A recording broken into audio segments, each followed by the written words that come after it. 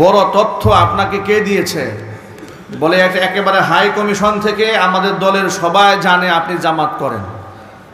High commission এই কথা বলেছে। আমি বললাম হাই কমিশন থেকে শুরু করে আপনাদের তৃণমূল পর্যন্ত নেতা কর্মী যা আছেন সব মিথ্যাবাদী।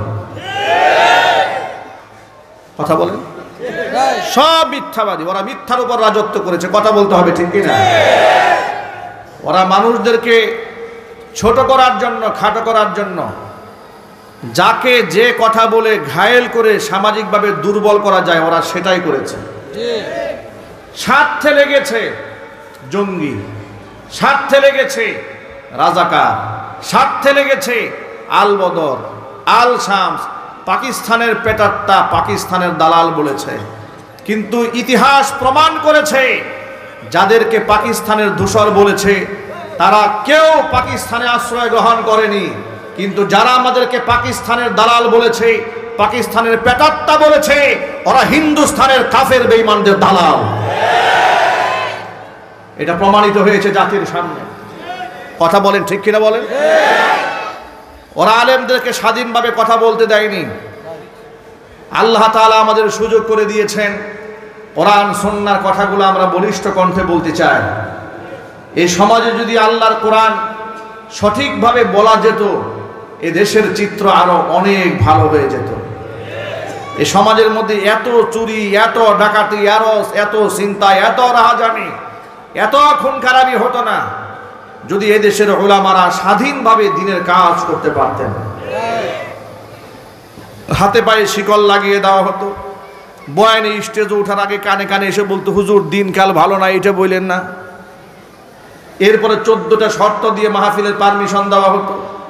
এই গাজীপুরে, এই টঙ্গীতেও আমার অনেকগুলা মাহফিল বন্ধ করে দিয়েছে। গাছাতে বন্ধ করে দিয়েছে, জয়দেবপুরে বন্ধ করে দিয়েছে, কোনাবাড়িতে বন্ধ করেছে, কাশিমপুরে বন্ধ করেছে। কেন? আমাদেরকে ব্লক করলে ওদের ফায়দা কি? আপনারা বলেন কি ফায়দা? ফায়দা আছে। ফায়দা হচ্ছে ওরা এগুলা করে রাম এবং বামদেরকে দেখায়, তাদেরকে দেখায় যে দেখো আমরা তোমাদের কত অনুগত গোলাম, আমরা তোমাদের কত বড় দাস। দেশের জনপ্রিয় আলেমদেরকে আমরা অপমানিত করি শুধু তোমাদের মতো মুশরিকদেরকে খুশি করার জন্য। কথা একটু জোরে বলতে হবে ঠিক কিনা বলেন?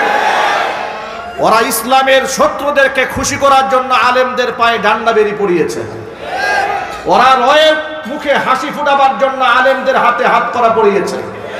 গরুর রশি দিয়া টেনে টেনে আলেমদেরকে আদালতে হাজির করেছে। যারা করেছে ইতিহাসের আস্থা করে নিক্ষিপ্ত হয়েছে। কথা বলতে হবে মুসলমান ঠিক কিনা বলেন? এগুলা করে সম্মান পাওয়া যায় না, জোর করে ভালোবাসা আদায় করা যায় না।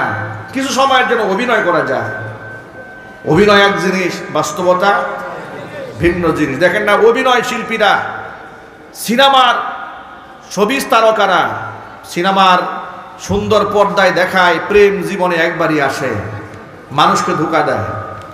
অথচ সিনেমা শেষ, ওদের বাস্তব জীবনে তাকান, দেখবেন ওদের জীবনে যে কত হাজার প্রেম আসলো আর গেল, এগুলো কম্পিউটারে গুণে শেষ করা যায় না।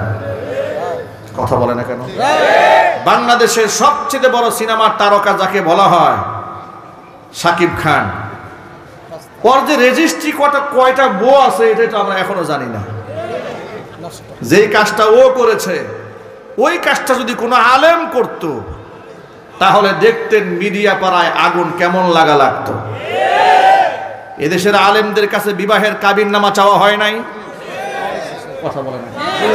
এই দেশের কুলাঙ্গাল সাংবাদিকরা আলেমদের কাছে বিবাহের কাবিননামা চায় নাই? কিন্তু ওদের কাছ থেকে কয়দিন কাবিননামা চাওয়া হয়েছে? ওদের বাচ্চা কাচ্চা হয়ে গেছে, বিবাহের খবর নাই। সাংবাদিকরা খুঁজেই পায় না এই বাচ্চার বাপকে।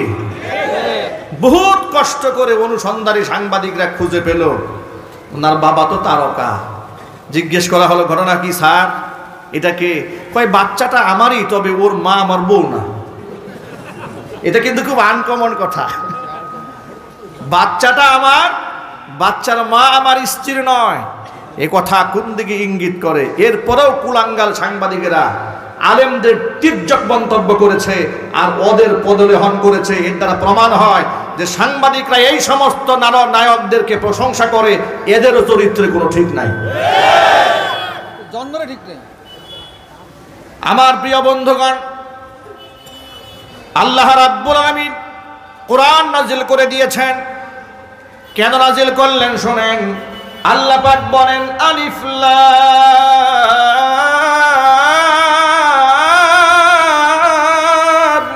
রা,